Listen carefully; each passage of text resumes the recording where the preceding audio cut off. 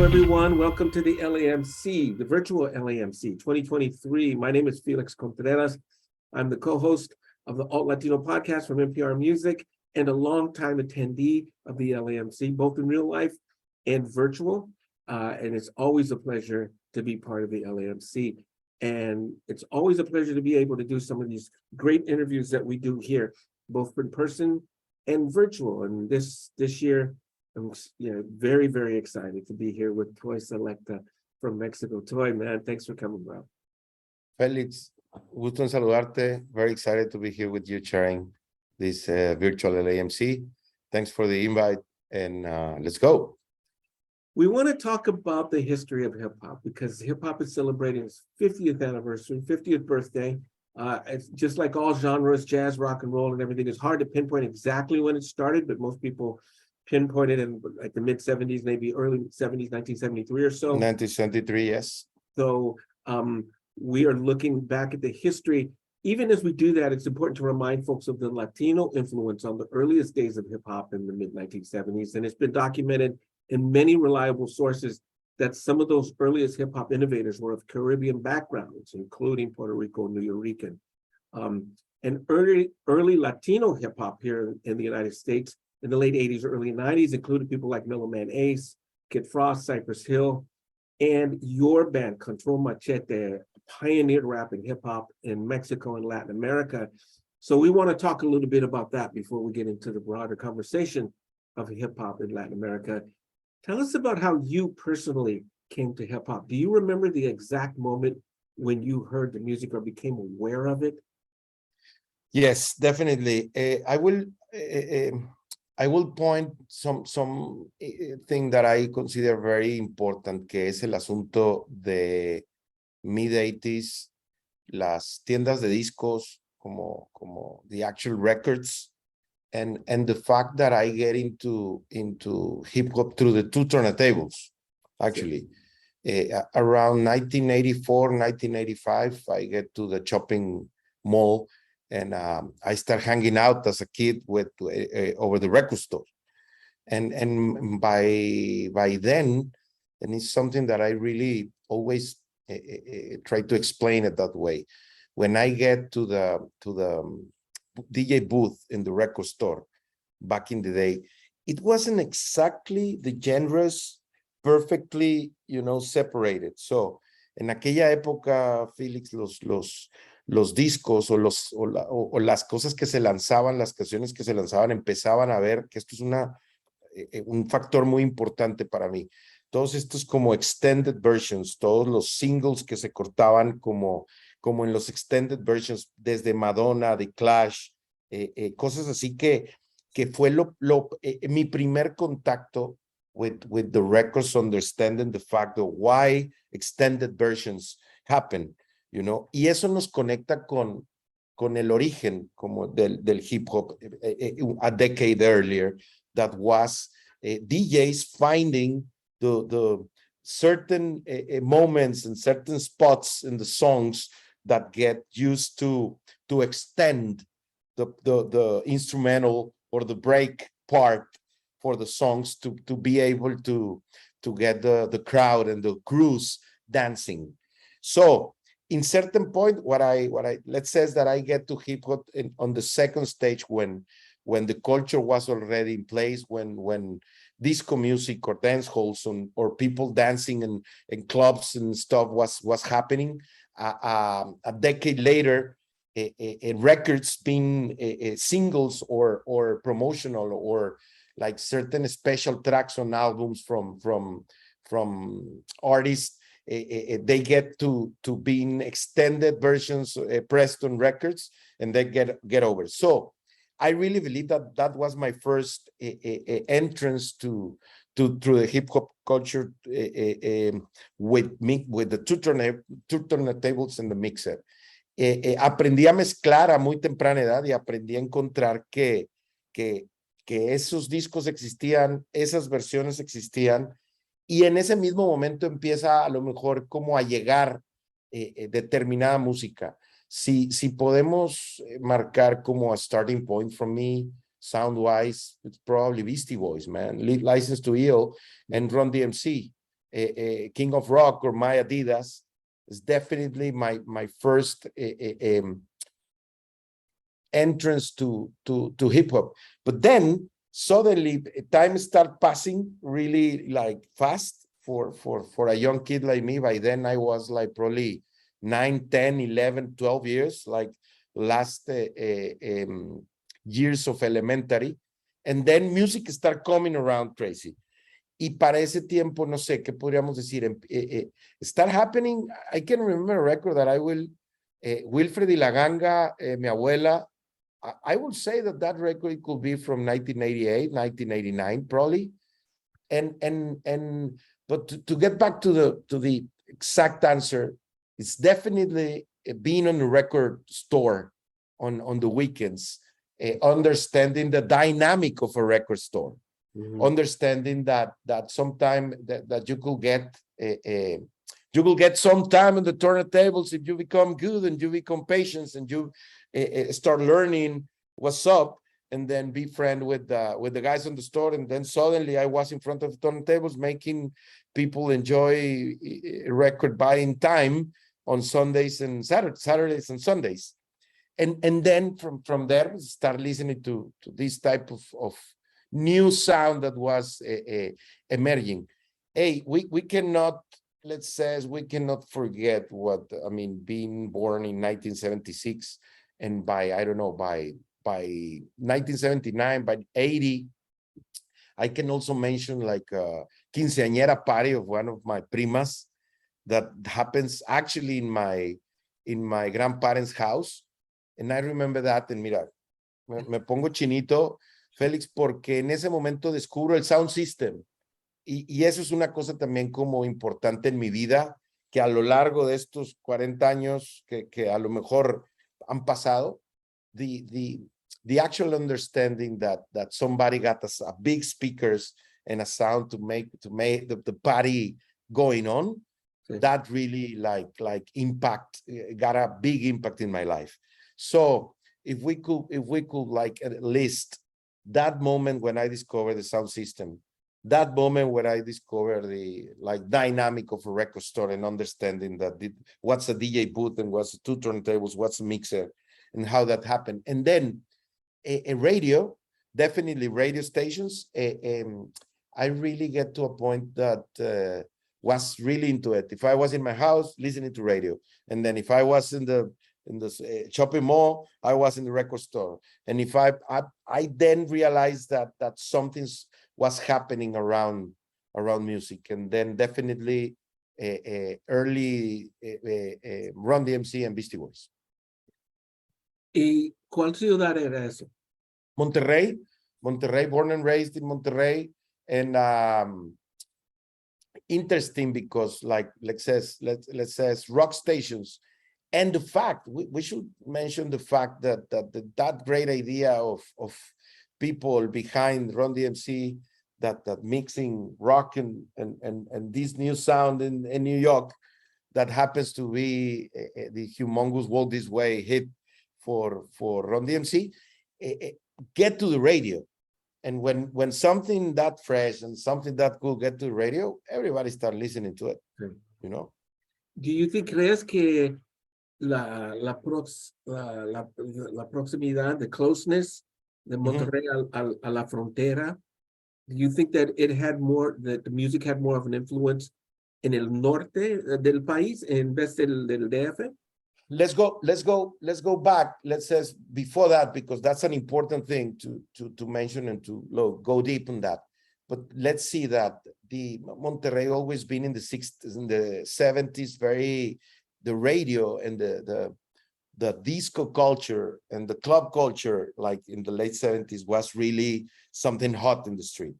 And besides that, also like rock music was also like, and what I'm saying, rock English, international rock song in English was important, and was something that people and everybody in the city likes it.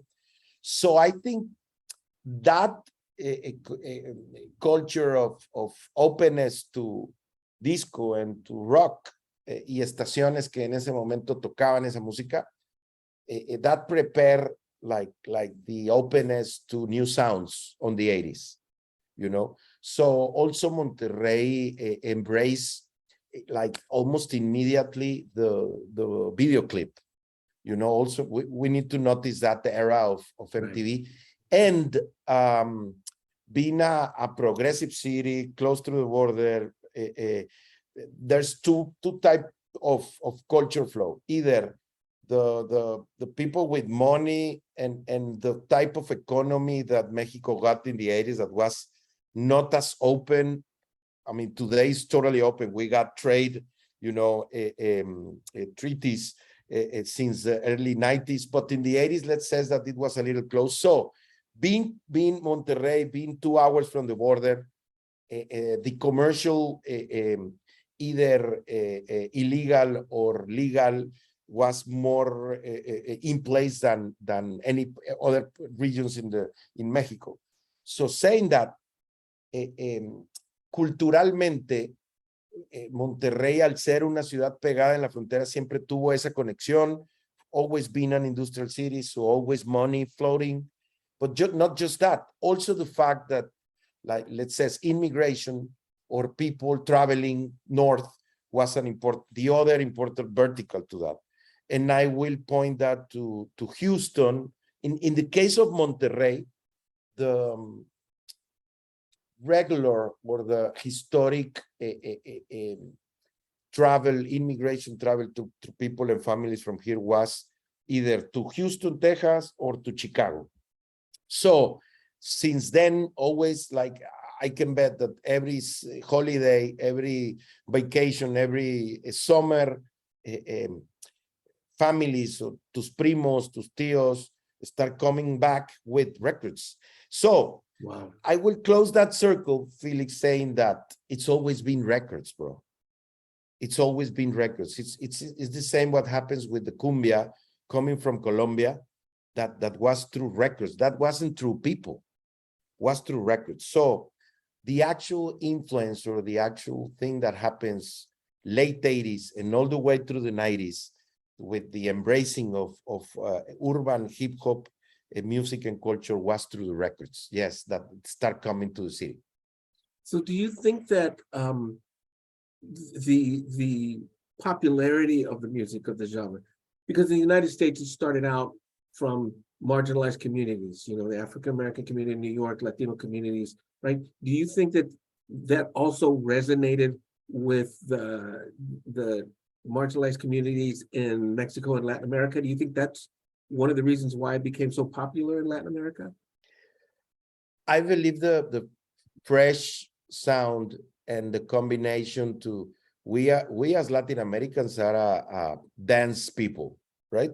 Yeah. So I will point the fact of also breakdance over the 80s that get into Mexico in a crazy way. You know, that's probably also we can talk later about graffiti and the artwork that happens, I would say, on the 90s before, but first records, and then the breakdance culture. Lots of crews and people are all around Monterrey and all around the city by, let's say, same the middle of 80s. Breakdance was something that people embrace here. And I say that because, I mean, I thought that happens because nosotros latinos nos gusta bailar, sí, ¿no? Sí. Entonces, ese es fue como una fuerza importante, digamos, the new sounds, la frescura de los nuevos sonidos que estuvieran pasando, los videoclips, el breakdance, son como los fundamentos de cómo llega la cultura. Todavía más allá de la lírica, la palabra hablada y el mensaje, en mi opinión, Félix, yo creo que lo primero que cautiva a Latinoamérica del hip hop es definitivamente sus partes culturales de los nuevos sonidos frescos y la cultura del baile a través del breakdance. ¿Y cómo era el impacto de esta escenera, de la frescura, como dijiste, en cuestión de, por ejemplo, la industria musical? because your band you guys were out there doing it almost by yourself initially, right? So what was the reaction? How did you guys? Vamos a pensar que ya hablamos de como the foundation of the 80s. So let's go to the 90s. Cuando la música alternativa and the boom of rock en español from 87 to 92, the first waves of the first 5 years of the humongous hit that was rock en español, from Soda Stereo to Maldita Vecindad en Caifanes, let's put it that way. Sí. What I believe that my generation got the rock en español and the Latin alternative give us a chance to not get limits, you know, con lo que estaba haciendo Soda Stereo en ese momento, que vino a ser un super mega hit en toda Latinoamérica sin la necesidad de todavía break it in the US or without the actual breaking in Europe. Man, Soda Stereo Caifanes was a humongous things either in Argentina and Mexico or all around Latin America. So I'm pointing that because that stories give us like the off limits that we as kids could do whatever we felt that was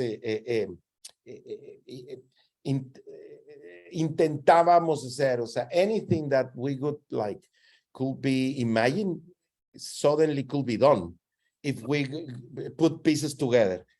Y yo, por ejemplo, nunca dejé en mi forma personal, I never stopped spinning or either being a DJ, because from the record store start happening the parties and the quinceañeras and the events, and then suddenly get to a club. And in a city in Monterrey, now I can remember something that people could get related. Remember this story over the 80s that happens with this radio station in Staten Island? I believe it was Staten Island or Rhode Island, maybe.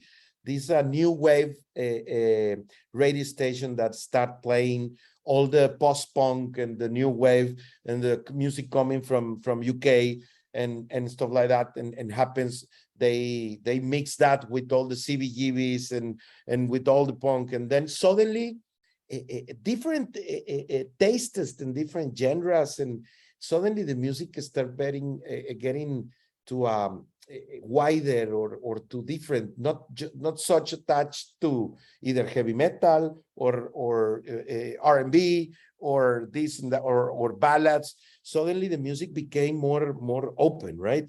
There was reggae going on, there was new wave going on, there was I don't know, techno start happening. So in my personal point of view, I get all that like different genres influence. And what I found in hip hop was a possibility to mix everything that was sounding around, and then in either the Mexican heritage and the Mexican background of music, or either Latin music also like in a pot.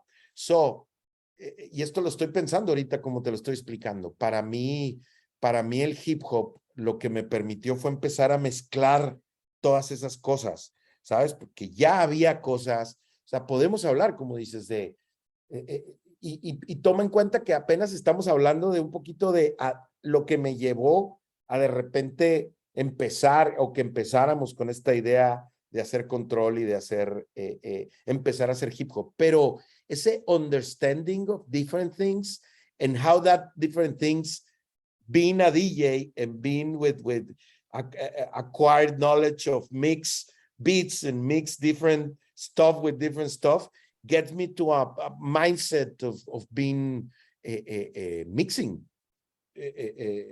crazy or juxtaposing different stuff, right? So that's why, let's say, records, like how we Mexicans or Latin Americans embrace culture that was happening, certain new wave that was happening coming from New York, and then actually how that culture gets to Los Angeles or to the West Coast, and then how that culture also gets to Texas. Sure. And then let's go to the next thing in a way of, that's how also early 90s was when all the Chicano and all the Cholo culture start coming back to Mexico, and actually is my generation the one that the youngs from the early 90s that start getting back that Chicano and Cholo culture back to Mexico, and how we reconnect with people that was already in the US, like doing their thing. You know, I knew, yo sabía que cuando comenzamos eso, que, you know, we would not have enough time to cover the entire, we only got through the 90s, bro. And we're almost, but this is, oh yeah, Felix, yeah, but this is important because that's the most important thing. I mean, getting to the 90s, getting American Me, or getting Blood In, Blood Out, the kids, and I want to give a big shout out right now to Eric Mejia from Mexican Fusca, because Eric Mejia just released a book, Felix, that I'm going to make happen. I'm going to get a copy for you. It's a Chicano rap in Monterrey from 1989 to 2000. It's a book, an investigation that he writes, and explain exactly what happened in the ghetto and all the barrios, and how that Chicano culture came back to Mexico, came back to Monterrey, and started influences. Because I'm fortunate that you and like the industry and the culture put Control Machete and us as one of the pioneers. But let me tell you that before us was like a Chicano rap thing going on, like como Mexican Fusca, como el Spanky, como diferentes grupos que en Monterrey ya estaban como haciendo esas cosas, o sea, haciendo Chicano rap, ¿no? Y donde el Chicano rap también con el arte, donde como agarró como una fuerza y llegó al barrio y se apoderó, güey, de muchas cosas que mira, vamos a saltar vamos a hacer a quantic jump in time, diciendo que, and this is a big statement, I really believe, Felix, that Mexican hip hop today, 2023, is the best time for Mexican hip hop in history. Why? Because today is where the whole country listens to Mexican rap.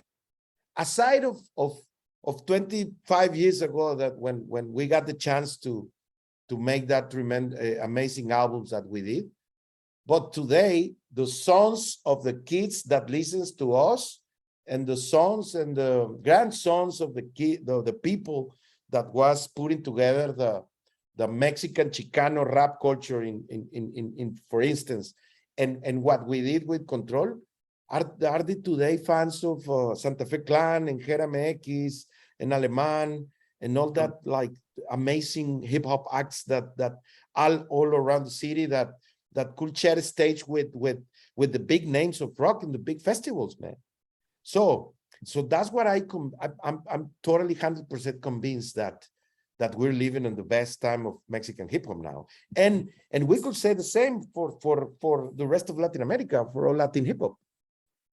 That's a very, very good point to bring this conversation to a close, because we have a specific time, a limited time here for the LAMC. But I'm glad you did a great job of putting it all together and then bringing it to the present. Before we go, how you recap? What you recap on that? Records first, right? Okay. The actual records, the actual intersection and exchange of culture between US and cities like Houston, in the case of Monterrey, like Houston and Chicago to Monterrey, something that the alternative give us the freedom to start mixing. And then we take that out.